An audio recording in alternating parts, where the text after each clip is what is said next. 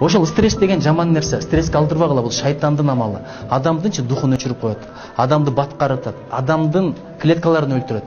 Адамдынчы маанайын чөктүрөт. Адамдан бирөөгө жакшылык болбой калат. Элестетип көр, мына күн бүркөлүп турса, сага кадимге да таасир этет.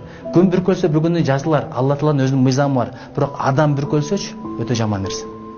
Жаныңда жүргөн адамдын маанайы көтөрүлбөсө сага таасир этет. Ошон үчүн жок дегенде жылмайып койчу, жок дегенде бир кабак кашты ачып койчу деген сөздөрдү айтасыңар го. Өзгөчө аял кишилер турмушка чыкканга чейин жадырап, жайнап, жаркылдап, сүйдүрүп тийип алгандан кийин кабак кашын ачпай койгондор көп, байкасаң. 3-4 күн ачылбай койсо канчалык кыйналасың? Канчалык жүдөйсүң, канчалык басынасың. Бирок жаныңдагы өмүр бою жашаган аялдын кабагы бүркөлүп турса, кантип чыргал жашоо болсун. Ошон үчүн ашың болсо кашың болсун деген сөз бекер эмес. Жаркылдап, жайнап турганга жетпейт. Сен жаркылдасаң, жашоо күзгү сыяктуу сага да жаркылдайт. Ошон үчүн жылмайганды үйрөнөлү. Бизде жылмай дефицит болуп кетти. Ушул жерден ушул жерге чейин болгон 1 сантиметр ошону көтөрбөй калдык да. Бүт эле кыжаалаттар. Бүт эле өтө оро эл экенбиз. Японияда эки сөздү көп айтат. Сумимасен, аригато. Рахмат, анан кечирип коюңуз.